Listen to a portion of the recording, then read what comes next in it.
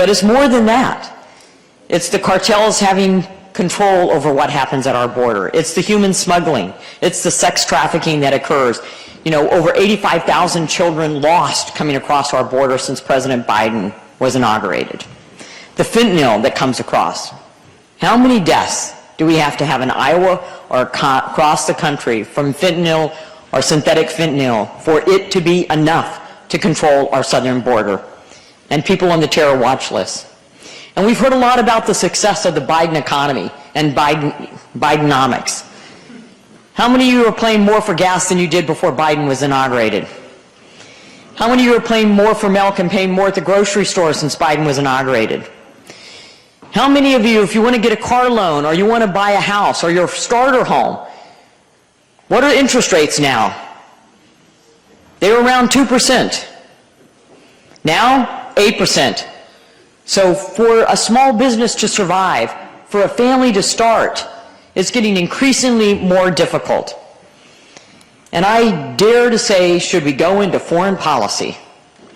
I remember Defense Secretary Gates saying that President Biden, who is not president, had been wrong on every foreign policy decision for the past 40 years. Let's just make it 50 years now. We've got wars in 2 places. We're increasingly unstable, and we enact policies that increasingly are beneficial to the Chinese Communist Party, our biggest adversary. So as I tell you that, why do I come out here and smile? Because we have options. Because you are going to choose the next president of the United States. And I can assure you that a President Haley would not have an open border, that a President Haley would not enact policies that would lead to 2 wars in foreign countries. A President Haley would not enact energy policies that increase your cost at the gas pump, that increase your cost of heating your home, and that increase your cost in the grocery store. She would unleash American energy independence once again. The best of any of the above, affordable, abundant, reliable, secure energy that helps you and your households. She would work with us to control healthcare costs and to control prescription drug prices. And we're going to continue to do that and work on that and work for you. So it's a pleasure to be able to welcome, once again, Ambassador Haley here to the 1st Congressional District. This is a person who is a first-generation immigrant. Her family came to the United States with very little. We're able to inspire in their children the American dream and the knowledge that if you work hard, through your merit, you can achieve. She took on an incumbent and challenged them in a primary, then becomes governor of the state of South Carolina. And was that enough for her? No. She adopted and enacted policies that would put South Carolina on the forefront for economic development, being called the Beast of the Southeast. Free market, competitive, by merit economic policies. She led the state to revival, and then President Trump made her the ambassador to the UN. And she stood toe-to-toe, in high heels, up against some of our greatest adversaries. Tremendous support for Israel, and was able to push back on the UN Human Rights Council, because we know that there are bad actors on the Human Rights Council who have huge, tremendous human rights abuses, but yet they're sitting on the council. So it's a great pleasure to introduce to you, I would say Iowa has the best governor in the country, so one of the best governors in the country, Ambassador Nikki Haley. Nikki, can you come on out?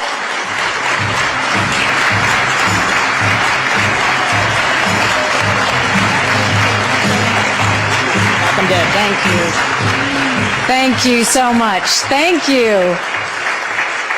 It's great to be here in Burlington. Thank you for coming out and spending the morning with us. You know, I've got to tell you, someone had said, you know, what's the hardest thing about running for president? And I said, it's cold. It's like really cold. And Iowa's cold and New Hampshire's cold. And this Southern girl is not used to this kind of cold. And what cracks me up is y'all turn around and say, oh, this is mild. No, it's not. This is not mild. And your 50-something degrees, that's not what our 50-something degrees feels like in South Carolina, but we are grinning and bearing it and continuing to put on more and more layers. So thank you for taking the time to come out. I want to thank Megan and Logan. They're here. I think they're back in the back. Give them a round of applause. This is a beautiful spot. This is a great spot to have in your community. And you know, I've always said small businesses are the heartbeat of our economy. And so we always have to take care of them. So thank you for all you do for the community. You know, how many of you are hearing me for the first time at a town hall? Well, where have y'all been? Welcome. Okay, good. I was born and raised in a small rural town in South Carolina. 2 stoplights, 2,500 people. You couldn't think about doing something wrong without somebody already telling your mom. I grew up playing on a cotton field and at a dairy farm. And my mom started a business out of the living room of our home. 30 plus years later, it was a successful business. I started doing the books for the family business when I was 13. It wasn't until I got to college that I realized that was child labor. I'm not an Ivy Leaguer. I went to a public university. I went to Clemson University, go Tigers, graduated with a degree in accounting. Accountants are problem solvers. I think we could use an accountant in the White House these days. And then I went on and worked in the corporate world for a while. And I came back home to the family business. And one day I happened to be sitting with my mom, telling her how hard it was to make $1 and how easy it was for government to take it. And my mom said, quit complaining about it, do something about it. I truly did not know you weren't supposed to run against a 30-year incumbent in a primary. I had never been politically active. Once I realized he was related to half the district, the only option was to win. So I went around the district and said, we have way too many lawyers at the State House. I think they need a really good accountant. And the district took a chance on me and we won. When I got to the State House, my big fights were always to help small businesses. I grew up in a small business. I knew what small businesses meant to the economy, and so that was my focus for 3 or 4 years. But in South Carolina, legislation was typically passed by a voice vote. All in favor, say aye. All opposed, nay. The ayes have it. But one day they passed through a bill that would give legislators a pay raise. All in favor, say aye. All opposed, silence. The ayes have it. Yet to this day, you can't find a legislator that says they voted themselves a pay raise. I was furious because we had a Republican House, a Republican Senate, and a Republican governor. And so I filed a bill that said anything important enough to be debated on the floor of the House or the Senate is important enough for the people to know how their legislators voted. And the Speaker of the House said, put the bill away. We don't need to have it. We will decide what the public needs to see and what they don't. Long story short, when I refused to put the bill away, when I went around the state of South Carolina telling them about the importance of what was happening, they stripped me of everything. I lost all my seniority. They took me off my committees. I could take the well, no one would hear me speak. I could sponsor a bill, no one would co-sponsor. So I ran for governor. I was the Tea Party candidate when I ran for governor, and I am proud to say one of the first bills we signed into law is now in South Carolina. Anything important enough to be debated on the floor of the House or the Senate requires a legislative vote on the record, and we took it a step further and we did it on every section of the budget. And I love music, and you were listening to my playlist, and so on the day of the bill signing, we blasted throughout the State House, Pat Benatar's Hit Me With Your Best Shot. When I became governor, South Carolina was hurting. We had 11% unemployment. We had thousands of people on welfare. And South Carolina was the butt of the jokes. And we got to work. By the time I left, we were building planes with Boeing. We were building more BMWs than any place in the world. We brought in Mercedes-Benz. We brought in Volvo, 5 international tire companies, and they were referring to South Carolina as the beast of the Southeast, which I love. We announced jobs in every county in the state. We moved that 11% unemployment down to 4%. But we also acknowledged some truths. We said if you have to show picture ID to buy Sudafed, if you have to show picture ID to get on a plane, you should have to show picture ID to protect the integrity of the election process.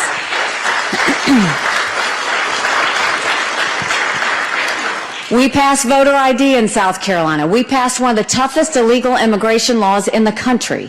We passed tort reform. We did pension reform. We paid down our debts. We built up our coffers. We cut taxes.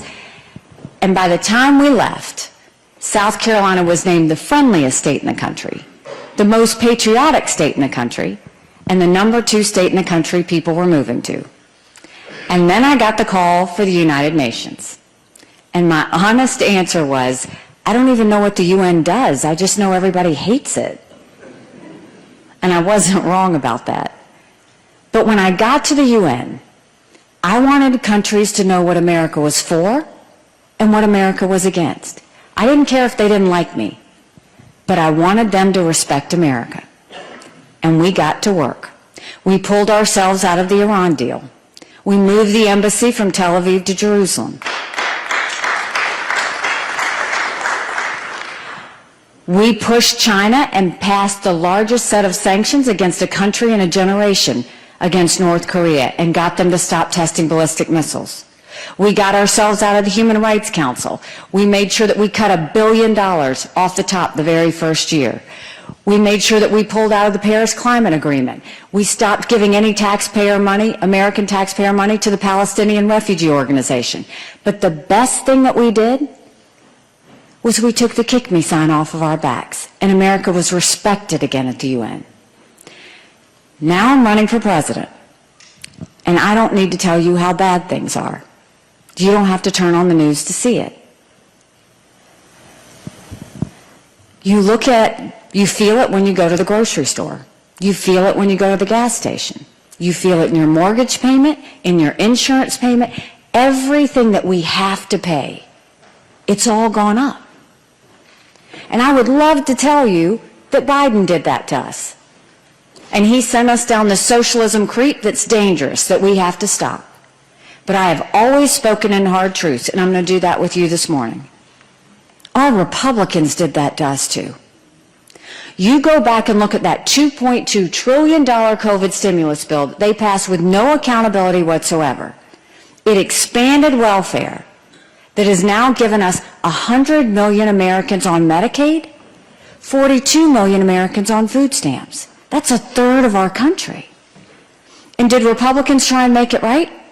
Nope. They doubled down and opened up earmarks and pet projects for the first time in 10 years, pushing through 7,000 of them last December. Want to know how they spent your money?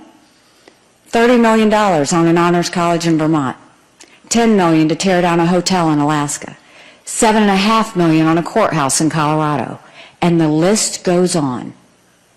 In the 2024 appropriations budget, Republicans put in $7.4 billion worth of pet projects and earmarks. Democrats put in $2.8 billion. Now you tell me who the big spenders are. All while 1 in 6 American families can't pay their utility bill, 60% of Americans are living paycheck to paycheck, 50% of American families can't afford diapers, homelessness has gone up 12%. We have over 653,000 Americans who are homeless. Social Security will go bankrupt in 10 years. Medicare will go bankrupt in 8. Then you look at our education system. Everybody wants to blame COVID for education. We had problems with education before COVID.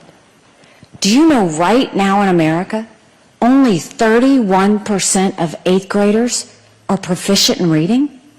31%. Only 27% of 8th graders are proficient in math. If we don't do something quick, we're going to be in a world of hurt 10 years from now. And then you look at the situation on the border. And I want to tell you, first of all, you have a fighter in Mariannette Miller-Meeks. You really do. Y'all are blessed to have her represent you. But to see what we're having to fight to secure that border is unthinkable. The fact that Biden and the Democrats refuse to secure it truly is a dereliction of duty. I've been to the border, and I didn't go pull a Kamala and come back. I went 400 miles down that border. You're not ready for what I saw. Mounds of shoes, mounds of clothes, paraphernalia, rape areas that the women and girls have to walk through. When you get up in the morning, you get your coffee and you watch the news. When these ranchers get up in the morning, they get their coffee and they go see if anyone died crossing the fence. They pick up whatever little kids were left behind and turn them over to Border Patrol. I met with multiple sheriffs. They said before 7 a.m. they round up whatever illegal immigrants they can find. They turn them over to Border Patrol. Border Patrol documents them and releases them until their court date years from now. And when I asked Border Patrol about their job, they said, you want to know what we do? We're glorified babysitters. They don't let us do our job. 8 million illegal immigrants have come to that border. We had enough fentanyl cross the border last year that would kill every single American. Number one cause of death for adults 18 to 45, fentanyl. And don't think for a second China doesn't know what they're doing when they send it over. And then my parents always taught me, you take care of those who take care of you. I'm going to ask you if we're taking care of those who take care of us. Right now in America, over 35,000 veterans are homeless. 1 in 3 suffers from PTSD or thoughts of suicide. We lose 22 heroes a day to suicide. If a veteran needs a doctor's appointment, on average, takes them 29 days. Why 29 days? Because on the 30th day, they can go to the doctor or hospital of their choice. So midway through the 29 days, they get a call to reschedule, and the clock starts all over again. It's shameful how we treat our veterans. And then you look at D.C., and you're saying, what have they done for us, right?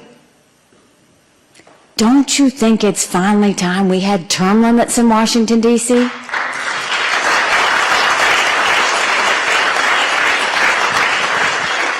Don't you think we need to have mental competency tests for anyone over the age of 75? No, when I say that, I'm not being disrespectful. We all know people who can run circles around us that are over 75. I mean, Senator Grassley's a perfect example of that. But then you have Joe Biden. These are people making decisions on our national security. These are people making decisions on the future of our economy. We need to know they're at the top of their game. There's too much at risk. So that's a lot of bad, right? It's hard to find anything good. But now I'm going to tell you what I told South Carolinians when I became governor. No more whining. No more complaining. Now we get to work. How do we fix it? Let's start by clawing back the over $100 billion of unspent COVID dollars that are out there. Instead of 87,000 IRS agents going after middle America, let's go after the hundreds of billions of dollars of COVID fraud. 1 out of every $7 was spent fraudulently. If 8% of our budget is interest, quit borrowing. Cut up the credit cards. You have to balance a budget every day. I had to balance a budget as governor. Why is Congress the only group that refuses to balance a budget? They have one job, and that's to pay for government and get us a budget on time. Do you know Congress has only gotten us a budget on time 4 times in 40 years? 4 times. I think it's finally time we say, you don't get us a budget on time, you don't get paid.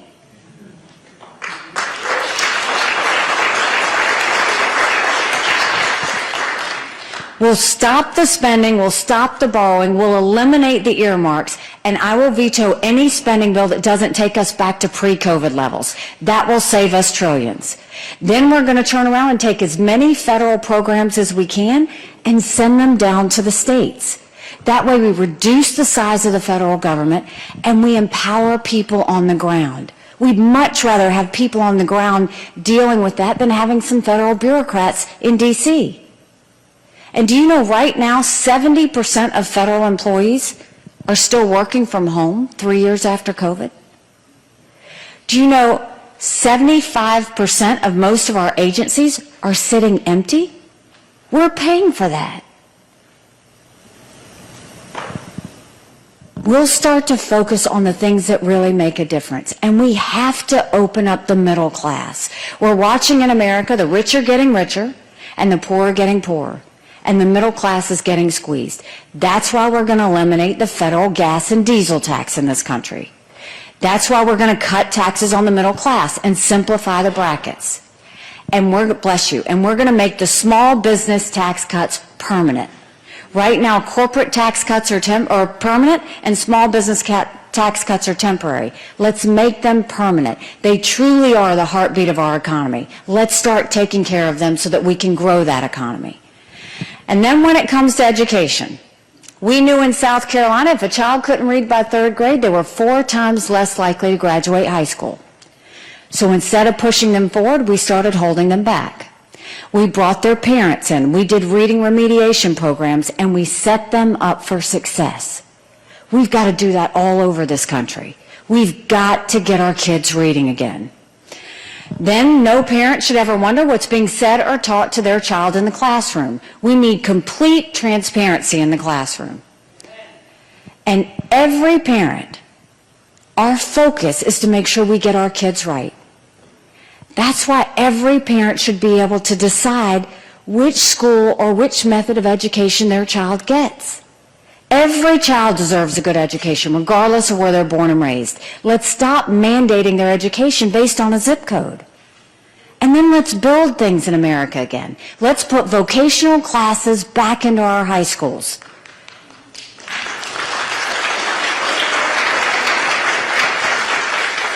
We had apprenticeships all over South Carolina. We taught our kids how to build the things that we were making. That way we got them invested in our economy before they even left school.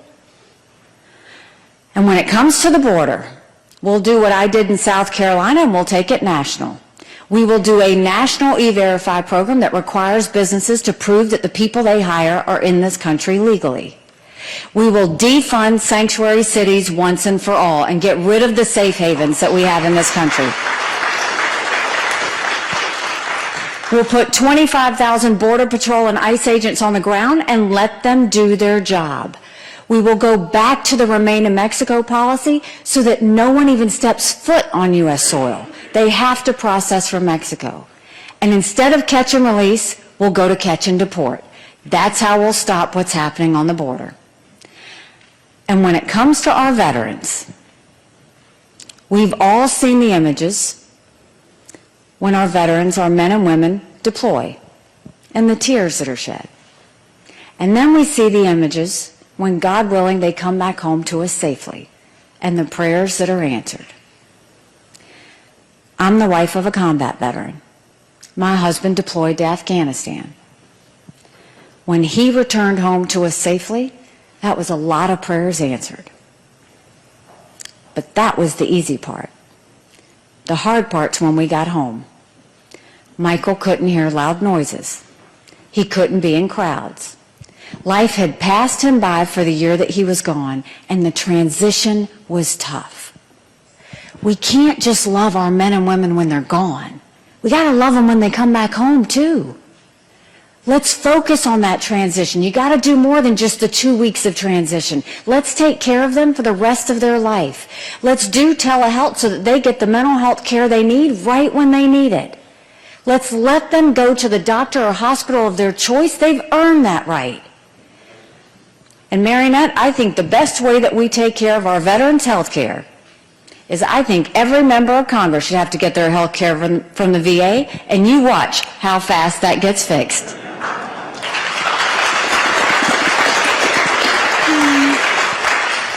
It'll be the best health care you've ever seen, guaranteed, I promise you. And then there were 2 things when I was at the United Nations that Russia, China, and Iran never wanted us to have. They never wanted us to have a strong military, and they never wanted us to be energy independent. We won't be energy independent, we'll be energy dominant. Let's turn our energy sector into the economic powerhouse we know it can be. Let's get the EPA out of the way. Right now, they care more about sagebrush lizards than they do about whether we can afford our utility bill. Let's open it up, all of the above approach when it comes to that, including biofuels. Let's make sure we speed up permitting. Let's make sure we get the Keystone Pipeline going. Let's export as much liquefied natural gas as we can. Let's support the renewable fuel standard. And let's continue to make sure we partner with our energy producers, not demonize them. That helps us with our national security. No more going hat in hand to Saudi Arabia. No more getting dirty oil from Iran or Venezuela. So those are our domestic policy issues. Now let's talk about national security. The world is on fire, literally. You've got a war in Europe. You've got a war in the Middle East. You've got North Korea just tested an intercontinental ballistic missile that can reach the U.S. You've got China on the march. But make no mistake, none of that would have happened had we not had that debacle in Afghanistan. The idea that my husband and his military brothers and sisters who serve there had to watch us leave Bagram Air Force Base in the middle of the night without telling our allies who stood shoulder to shoulder with us for decades because we asked them to be there. Think about what that told our friends. More importantly, think about what that showed our enemies. And now, what are you hearing coming out of D.C.? Do we support Ukraine or do we support Israel? Do we support Israel or do we secure the border? Don't let them lie to you like that. That is a false premise. Let's take it one at a time. Let's start with Ukraine. You should know when I was at the United Nations, Ukraine was a very good friend to us. They voted with us on almost everything. They supported everything that we did, whether I asked them to or not. Here you have this pro-American, freedom-loving country that was invaded by a thug. 500,000 people have died because of Putin.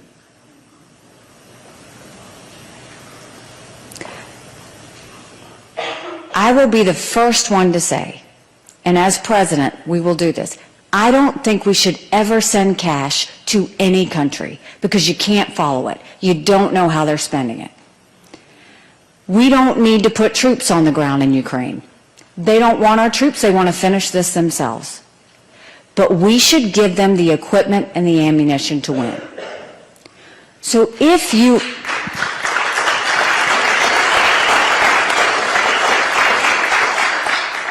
are one of those people who say, well, why should we care about Ukraine? That's a legitimate question. You should want to know, why is it that we're trying to go and help Ukraine?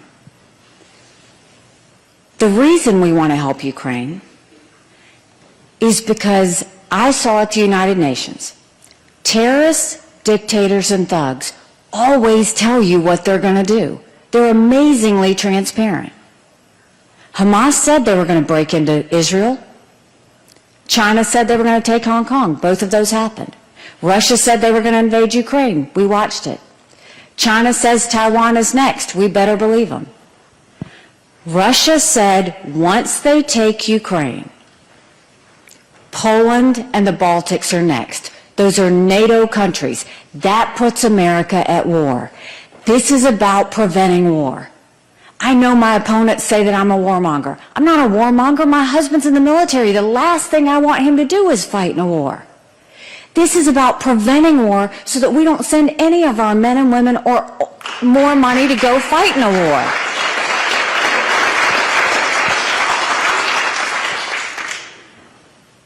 Now, everybody wants to know, but how does this end? And we should always want to end wars when we see the possibility. Well, if Russia left today, the war would be over. If Ukraine stopped fighting, they'd lose their country. We now know Russia has hit rock bottom. They lost 87% of their military forces that started the war. They've raised the draft age in Russia to 65. They're getting drones from Iran and missiles from North Korea. Putin knows he's in trouble. If we support Ukraine, it's only 3.5% of our defense budget. That's it. Europeans are paying more than that, and they should. It's their neighborhood. Now let's go to Israel. I'm haunted by what happened on October 7th. And the reason I'm haunted is because 5 years ago, I gave a speech to the entire world at the UN and told them that we knew there were maps. And these maps were held by Hamas. And it showed that if they could break that barrier, it was how they were going to kill as many Jews as fast as they could. And it happened. Now, for anyone that says, why should we help Israel? God help us if we don't. Israel's a bright spot in a tough neighborhood. They are the tip of the spear when it comes to defeating terrorism. It has never been that Israel needs America. It has always been that America needs Israel. And on October 7th, when we saw those people beheaded, those babies burned alive, those girls at that concert who were raped, and their naked bodies dragged through the streets of Gaza, what did they say? Death to Israel, death to America. That's why you care about that. Others, the other opponents say this is Israel's issue, it's not ours. This should be personal to us. 33 Americans were butchered on that day. They have American hostages now as we speak.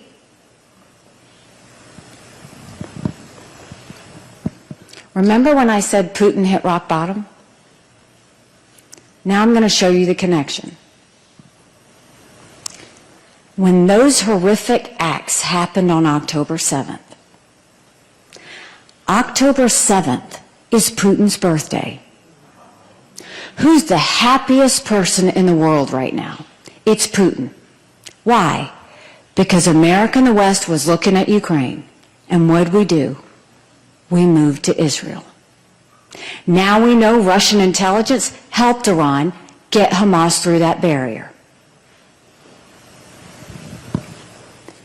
If we support Ukraine and we support Israel, that's only 5% of our defense budget. Now the other option they're saying is secure the border. That's job number one. National security is everything. They should secure the border, no ifs, ands, or buts. Right now, America's acting like it's September 10th. We better remember what September 12th felt like, because it only takes one to cause a tragedy. Now, if we were to support Ukraine and Israel and secure the border, that's less than 20% of Biden's green subsidies. So don't let them tell you we have to pick. You know what we pick? We pick national security. The job of Congress and the job of a president is to keep Americans safe. This is about national security. Now let's talk about the number one national security threat, China. China's been preparing for war with us for years, and that's not exaggerating. They're already here. They've already infiltrated our country. They bought 400,000 acres of U.S. soil, most recently near Grand Forks Air Force Base, where our most sensitive drone technology is. They put millions of dollars into our universities, spreading Chinese propaganda, stealing our research. Everybody got upset when the Chinese spy balloon went overhead, right? As we should. What about the fact that 90% of our law enforcement drones are Chinese? Think about the mini surveillance that's happening. They've got Chinese police stations throughout our country. They've got a Chinese spy base that they're putting off our shores in Cuba. We can never let Chinese military get there. There's technology that China uses to build up their military and threaten America. The Biden administration approved 70% of those requests last year. The Trump administration approved more than that. More people have died from fentanyl than the Iraq, Afghanistan, and Vietnam wars combined. 75,000 Americans last year alone. And China's building up their military at a scary pace. They now have 500 nuclear warheads. That's 100 more than they had last year. They've got the largest naval fleet in the world. They have 370 ships. They'll have 400 ships in 2 years. We won't even have 350 ships in 2 decades. They're doing artificial intelligence. They're doing space. They're doing cyber. They're developing hypersonic missiles. We've barely gotten started. And now China's the lead developer of neurostrike weapons. Weapons engineered to change the brain activity of military commanders and segments of the population. That's who we're dealing with. So don't let Biden and Yellen tell you that China's a competitor. I dealt with China every day at the United Nations. They never saw us as a competitor. They always saw us as an enemy. We got to start looking at them the way they look at us. You see how it affected Iowa. They bought the largest pork producer in the country right here in Iowa. So how do we deal with China? The first thing we do is we stop selling them any U.S. soil and we take back the land they already purchased.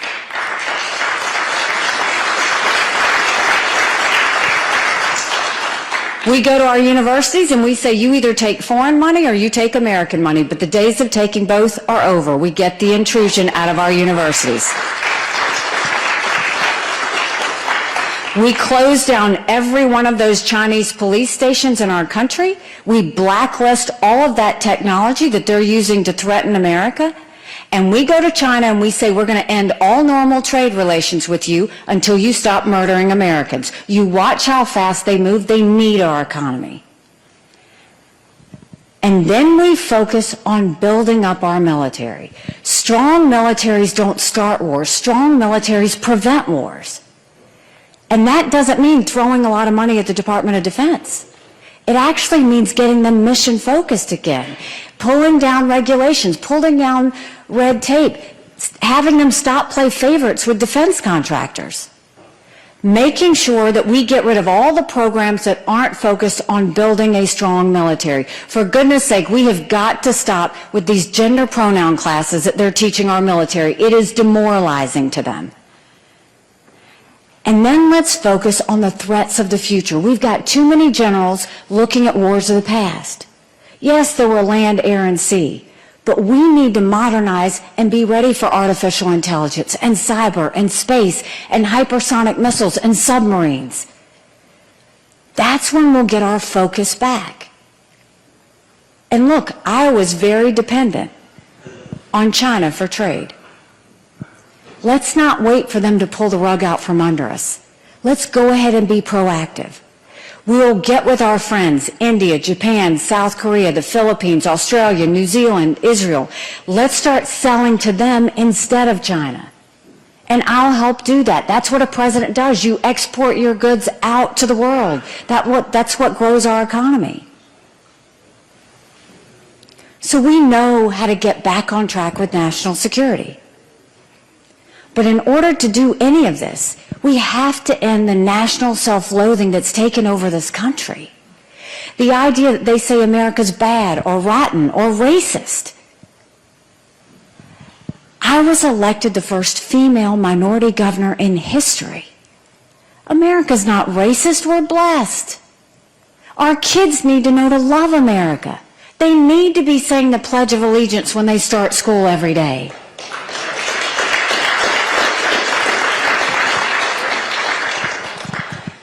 You know, 5 months ago, I dropped my husband Michael off at 4 a.m. for another year-long deployment.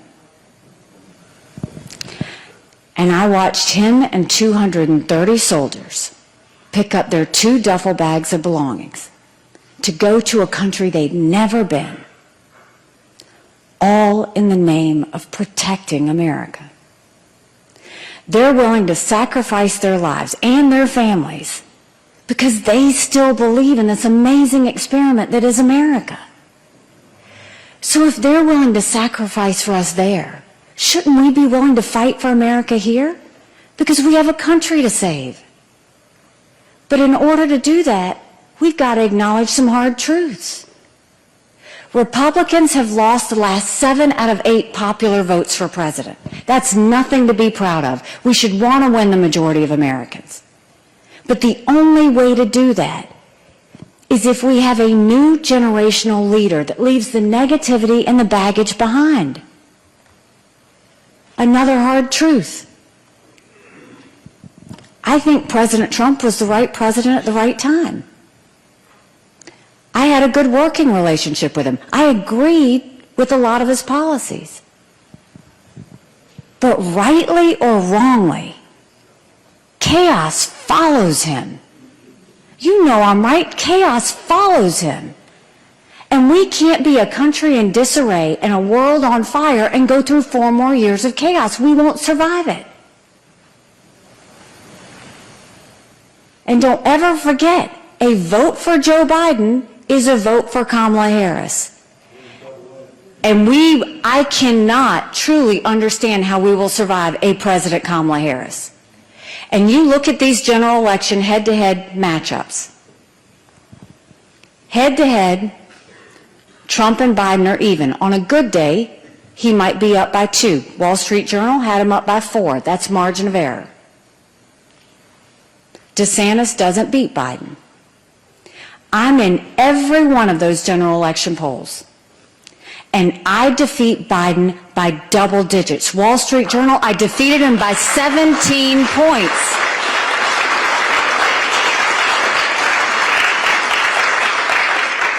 Do you know what a win of 17 points does? That makes it more than the presidency. That's governorships, that's House, that's Senate. Those are wins.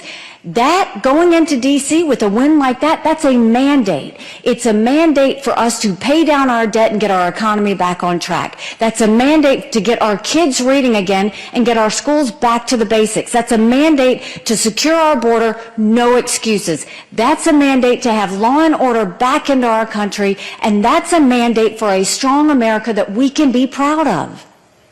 That's what we want. That's our goal. Do you remember when you were growing up how safe life felt? How simple it was? It was about faith, family, and country. Our parents raised us to be responsible individuals. We went to school and we learned what we needed to be successful. Bless you. We went to church and we found our faith and our conscience. Don't you want that again? Because we could have that again. But in order to have it, it's going to take a lot of courage. Courage from everybody in this room. Courage for me to run. And courage for every one of you to know, don't complain about what happens in a general election if you don't play in this caucus. It matters. Someone asked me when I announced why I was running. I said, my parents came here 50 years ago to an America that was strong and proud and full of opportunities. I want them to know that country again. I'm doing this for my husband, Michael, and his military brothers and sisters. They need to know their sacrifice matters. They need to know that we love our country. I'm doing this for my daughter who just got married, and I saw how hard it was for her and her husband to buy a home. The average homeowner in America is 49 years old. The American dream's getting further apart. And I'm doing this for my son who's a senior in college. And I am tired of watching him have to write papers of things he doesn't believe in just to get an A. That is not us. That is not America. And for the first time, 81% of Americans don't think their kids are going to live as good of a life as we did. We can't be okay with that. I'm not okay with that. We do have a country to save. But I'll promise you this. If you will join with me in this fight, if you will caucus, I promise you, our best days are yet to come. Thank you very much. God bless you. Thank you. Thank you so much. Thank you. Very nice. Thank you. Thank you. Thank you. Thank you so much. Thank you. Y'all sure do know how to make a Southern girl feel good. I appreciate that. We are going to now turn the mics on you and open it up for questions, but I do want to say this. This press pool has been with me for months. They follow us around everywhere. God bless them, because they've had to hear me over and over again. But they could tell you, in all of these town halls, you don't hear me talk about any of my opponents, because I want to talk to you about solutions, and I want to talk to you about where we're going. But I've seen the commercials that you're seeing, and we are 26 days to caucus. And now I'm going to speak up. Every single commercial that Ron DeSantis has put up there has been a lie. And you don't have to take my word for it. Everyone from Newsmax to CNN has called his ads false. That's why he keeps taking them down, because we call him out on it and then he ends up having to pull it down. There's not one bit of truth. Now Trump's hitting me. Even though he said a few days ago I wasn't surging, but yet he's got now attack ads going up against me. His ad says one of the same lies that Ron's ad said. They said I raised the gas tax. I never raised the gas tax. Americans for Tax Reform came out and said I never increased taxes on our people, and nor would I. We don't ever want to go that route. We want to go the other way and cut taxes. But the gas tax that they're talking about, they said I wanted to raise the gas tax. And let me tell you the story behind that. The companies in South Carolina, the Chamber of Commerce, the Truckers Association, desperately wanted to raise the gas tax for infrastructure. And for years I said, no, we're not going to do it. We're not going to do it. If we have to pay for it, we'll get it out of our coffers. We don't do that. And finally, they were all up in arms saying we have to do it. And I said, fine, you want to raise the gas tax? We'll raise the gas tax, but that means you have to reduce the income tax by 5 times that amount. They didn't want to do it. But mine was always making sure we cut taxes, never raise taxes. So if these fellas are going to lie about me, I'm going to tell the truth about them. Ron DeSantis authored and led the charge to ban the renewable fuel standard. Look it up. He banned offshore drilling. He banned fracking. The Sierra Club loves him. It's all on record. And then he goes and brings someone to campaign in Iowa who's the most anti-Israel Republican we have. They bring a guy, Ron brings a guy, that voted with the squad against condemning anti-Semitism on college campuses. Voted with the squad against condemning those college presidents that said those ridiculous things in Congress. This is the same guy that voted against us pulling back the $6 billion that was going to Iran for 5 hostages. That's who he brings to campaign with him in Iowa? And then Trump goes and says, I raised taxes, but instead, 2018, he proposed raising the gas tax by 25 cents. Donald Trump did that. Everybody talks about what a good economy we had with him, and we did, right? But you know what? He put us $8 trillion in debt to do that, and our kids are never going to forgive us for it. So this is silly season. You're going to see a lot of stuff out there. If there's anything, ask me. I will tell you. But right now I'll say this. If candidates have to lie to win, they don't deserve to win.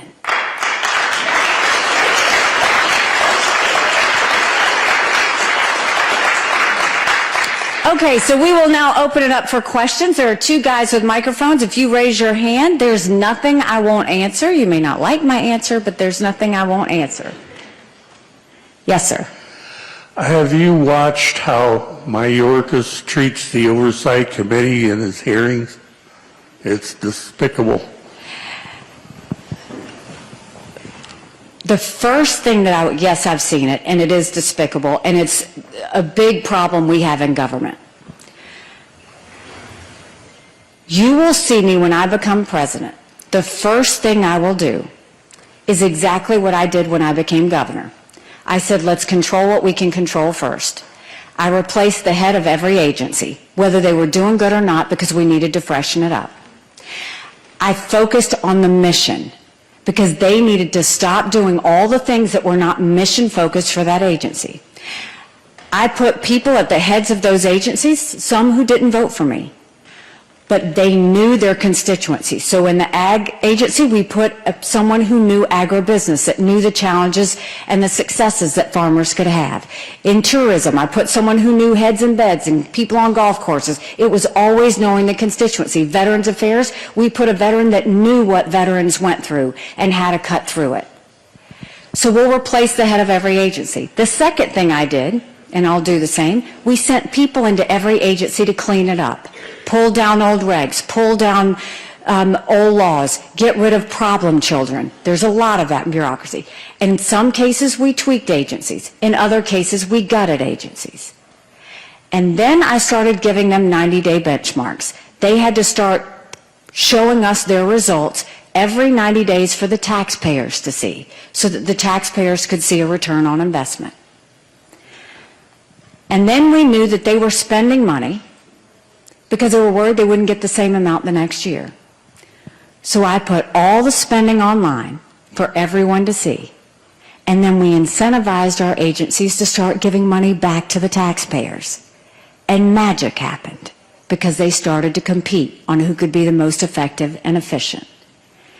And then once we did that, I went to my legislature, I will go to Congress, and we gave them a couple of easy things to pass so they could remember what it was like to win again. And then we started giving them harder and harder things. We have to get to where government remembers it serves the people. The people don't want to work for government anymore. If any agency is costing a person or a business time, that should be unacceptable. And we have to make sure we take the politics out of these agencies. We've got to make sure we get all of these power fiefdoms out of agencies, and we've got to start getting them back on track. And that's what I'll do. It's actually the very first thing you do when you become the head of something, is you clean out all the noise and all the things that are slowing government down, and you start getting it back on track, and that's what we'll do. Yes, ma'am. Hi. You did not mention that you're on the board of directors from Boeing. And Boeing makes money off of warfare, and you're urging warfare wherever it's possible. And I'd like to know why you told Netanyahu to finish them, referring to the Gazans, like clear them all out. That is urging genocide. That lowers our standard in the world. All these weapons used against Gaza are made here in the USA. And if we stop the weapons flowing in, that would stop the genocide. Thank you for that question. I'm not on the board of Boeing. I worked with Boeing to get them to build planes in South Carolina. 8,000 jobs. Fantastic win for our state. Boeing is a good company. They build planes for our Air Force. They build planes, commercial planes. When I finished my stint at the United Nations, they asked me to serve on the board of Boeing, and I did. I served for 10 months. And the reason that I left Boeing's board is because I don't believe in corporate subsidies. I don't think government should be going and doing, I don't believe in corporate bailouts. And so what happened was COVID hit. And Boeing wanted to go to government to get a bailout. And I don't believe in that. And so I respectfully said, I need to leave this board because it went against everything I believed in. I still love that company. I still think they do a great service for America. But the right thing to do is when it doesn't agree, when a company does something that you're working on and you don't agree with their values, you have to respectfully walk away. And that's what I did. So that's the issue of Boeing. Every bit of that about that is a lie. I don't work for a defense contractor. I've never worked for a defense contractor. And then when it comes to the fact that you talk about Gazans, I made my case on why we need to take care of Israel. We should do 3 things with Israel. We should give them whatever they need whenever they need it. We should make sure we eliminate Hamas, finish them, because if we just weaken them, they will do this again, and they'll do it to America.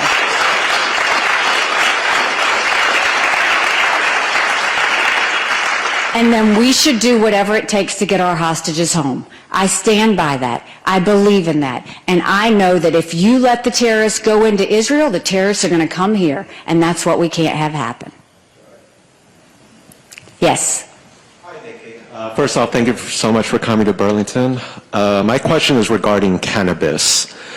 What would you do as president when it comes to legalization of cannabis? Because I guess in my personal view, I do think alcohol is worse than cannabis when you see DUIs, domestic assault, etc. And I personally used it in states that were legal as well as countries that were illegal. I do truly believe with balance and proper responsibility, it can be used well. And don't you think if it was legalized and there was taxes imposed, we can use those taxes for drug addiction recovery programs instead of using law enforcement to prosecute those and even take power away from the cartels, as our Congresswoman had talked about? Thank you. I do think, I mean, look, addiction centers is something that is a huge, we have to start addressing that and mental health, and that has to be a priority as we go forward. When it comes to cannabis, I think it's fine for every state to decide. Those types of decisions are best decided by the people of the state. Some states will want it. That's fine. Some states won't. But I think when it's closest to the people, when you do decisions like that, you have to let the people decide. And I think we've got some states that have legalized it, and then we've got some states who said they don't want to legalize it. But I think it's best when it's close to the people.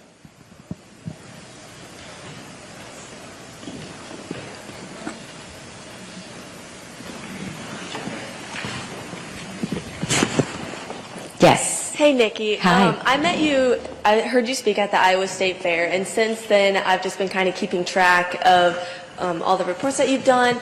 But since then I've also been keeping track of the election. I've also noticed that the younger generation, like the kids in my grade, are not paying attention at all. And it's scary because the election is next year, and we don't know what we're going to be voting for. So in order to keep the younger generation engaged, how are you planning to do so? Such a great question, because you know what's important for everybody here to know? The younger generation, they're really smart. And they really are going to be the group that saves us. I believe that. But they think differently than the way we were raised. They don't care as much about money. They care a lot about making a difference, being a part of something bigger than themselves. They don't watch TV to get the news because they think both sides are crazy, and I don't think they're wrong. They get most of their news from the internet. They care about the environment, but guess what? So do we. We all want clean air. We all want clean water. It's how we get to it that we need to focus in on. We need to get them invested in. And right now, if you talk to any of the younger generation, they are tired of the noise. They're worried about their future. They don't see where they're going to get a job. They don't see that they can afford a home. They don't know what the American dream is. They've been through COVID, and they watched government get heavy-handed, and they lost a lot of time. We're seeing a lot more anxiety, stress, and depression from all of that. And so what I will tell you is I'm going to continue to pull y'all in because we need you. We need you to be a part of the solution. And we owe it to you to make sure we show you what that American dream can look like again. And so we're going to talk to you about things like the environment, because we want that too, but we're going to say the way we deal with the environment is we go after China and India to make them do their part. We're going to talk to you about college and college loans, because a lot of them have that. And the way you deal with college loans is, how is it that we can turn around and fill out a ton of paperwork to buy a house or buy a car? But when a student goes to get a student loan, you don't tell them anything about what it means to pay it back, what percentage they're going to have to pay it back, what that does to their credit score, none of it. We owe it to them to help them know how to make good decisions. We owe it to them to hear their voice on what they want going forward. And so what I'll tell you is, get your friends involved. Tell them to go to NikkiHaley.com and watch a town hall. And tell them to be part of the solution, because we'll do this together. We know how to get America back on track, but we can't do it without you. We've got to have you in the fold. And if we do that, we're going to make a lot of people proud together. I promise you that.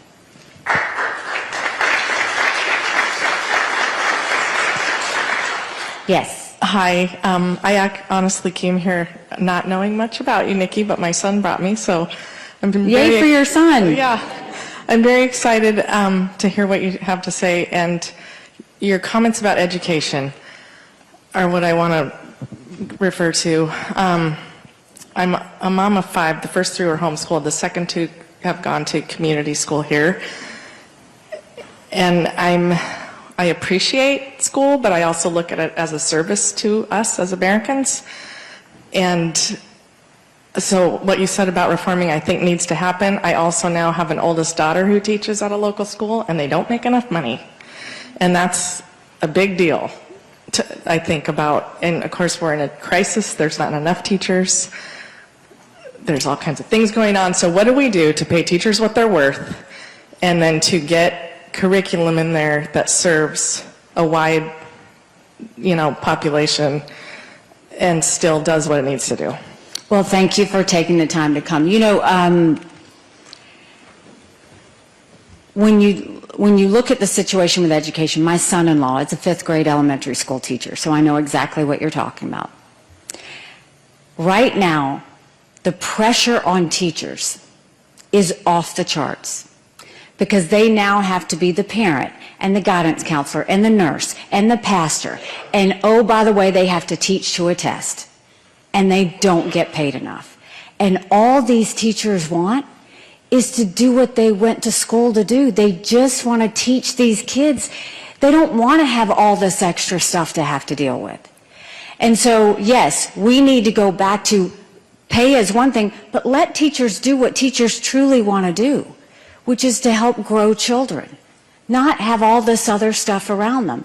The second thing is, what I saw when we were reforming education in South Carolina, we did the reading initiative, but I also went and looked at how we could change the funding formula, because I wanted to lift up the rural challenged areas in South Carolina without bringing down the good areas. And what I saw is the Department of Education goes to every state and says, if you teach this, you'll get this much money. If you teach this, you'll get this much money. If you teach critical race theory, you get this much money. And so what happened is states started teaching to the money instead of teaching to the kids. And now you don't have it. It's not about science and math and history and reading and arts anymore. It's about all these other things that are not supposed to be there. And look at the damage of what they're doing to our kids. When you hear critical race theory, most people hear it, they know it's not a good thing, but they don't know what it means.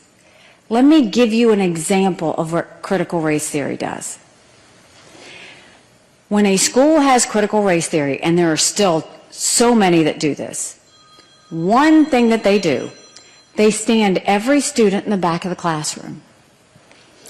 And they say, if you have 2 parents at home, step forward. If you have a 2-car garage, step forward. If your family goes on vacation once a year, step forward. If your parents went to college, step forward. And it goes through all these things. And so what happens? the students at the front feel guilty for their family's success. But think about the students in the back. What have you just done to them? Because you made them feel like nothing, when we want them to know they can do everything. That's not growing a child. That's dividing our country. And that's dangerous, because our job is to build confidence in kids. And you can't build confidence if you're promoting one group to feel guilty and you're making the others feel like they'll never be anything. So we've got to get back to the basics. And that's why I said, when I said we want to move federal programs down to the states, education programs, just imagine if you moved them from the Department of Education down to the state. You know, I talked about vocational classes. Vocational classes in Iowa would be very different than the vocational classes in South Carolina. But you could also have, then it would be back in the hands of the state and the school boards and the parents on what you actually teach, and have more money to teach it with so that we can pay teachers more. This isn't rocket science. It's just a matter of, you can't have everything running out of DC, because it's proven that all it's done is left us with 31% of 8th graders in this country who are proficient in reading. Yes. Hi. First of all, thank your husband for his service. Thank you. I have a son that serves, and he's a special operator. He's deployed in some of the worst places. So God bless him. I know what it's like. I work for the local college on the continuing education side. I work for with a lot of businesses and industries. There isn't a one of them that tells me they can't get people, right? So I dig into a lot of statistics. And one of the things that shocked me was how low our labor participation rate is, particularly for young men. It used to be in the high 90s. Those young men, 18 to 35, it's in the high 80s now. How do we get them back working? I guess, how do we get Americans back working? I mean, the unemployment rate is low, but that really means nothing when you got 10% of the people sitting on the sidelines. No, it's right. Well, first of all, thank you for your son. God bless your family for the sacrifice. You know, presidents typically meet with governors once a year. I will meet with governors once a quarter, Republican and Democrat, with the sole focus of how do we show states what they can do to lift everybody up. Let me give you an example. When I was governor in South Carolina, and I told you we had thousands of people on welfare, I took those that were on welfare who would be sitting on the couch, and I matched them up with businesses. And I told my businesses, if you will take this person and train them, I will pay for them for X number of weeks. And at the end, you decide if you want to hire them. We moved 35,000 people from welfare to work. And we broke, in a lot of cases, it was a generational cycle. They had done it because their parents had done it and everybody else. And we would have family celebrations because their kids could see what their parents accomplished. But they also learned what it meant to be productive members of society. A lot of times they don't know where to get the training. So if you match them up, that's how you can get them back to work. That's what we'll show every state how to do. We also went into our prison systems. I wanted to know how people got in, what happened to them when they were there, and what happened when they left. And I visited men's, women's prisons, maximum security, all kinds. And we reformed our prison system. We taught the inmates computer skills. We taught them how to build a resume. We taught them financial planning, family planning. We gave them faith-based help if they needed it. But I put equipment behind the fence, and we taught them a skill. Now in South Carolina, when someone leaves the fence, they've got a job to go to the next day. South Carolina has the lowest recidivism rate in the country. When we focus on lifting up the least of these, when we focus on getting people to be productive again, that's when magic happens. Because your economy grows, families get stronger, people feel more patriotic, and things start to move. We have to do that again. And so I will work with every state so that they know that we've got it. It's harder, but you got to do that extra work to get people used to working again. We've got to get them back out there, but we have to help them. Sometimes they don't know how to get back out, but we show them how, and then that's how we'll get some more success stories along the way. This will be the last question. Oh, make it a great one. Once you're elected and have gained control of the border, what are your plans for the millions of illegal immigrants that are already in the country? This will sound cold, but you got to send them back.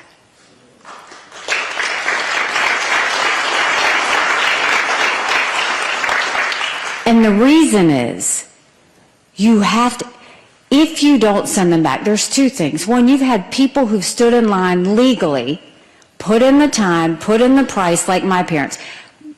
My husband and I take care of my parents. They live with us. They're 87 and 89. There is not a time I sit down with my mom for dinner where she doesn't say, are those people still crossing the border? They are offended by what's happening here. Most legal immigrants are offended by what's happening on the border because they did it the right way. And so the last thing you can do is incentivize people to turn around and keep coming. So you have to deport them. They have to go back to the back of the line. And we have to make sure that that all of their families see it. Because when you had those 500,000 Venezuelans that Biden gave temporary status to, 500,000 social security numbers, 500,000 driver's licenses, I saw at the United Nations what happens. They get on the phone and they call their family, and more come. We have to show there's a price to pay. We have to show them it's not worth the trek to make it over here because they're not going to be let in. And the best way to show them that is you got to deport the people that came here illegally. So I will leave you with this.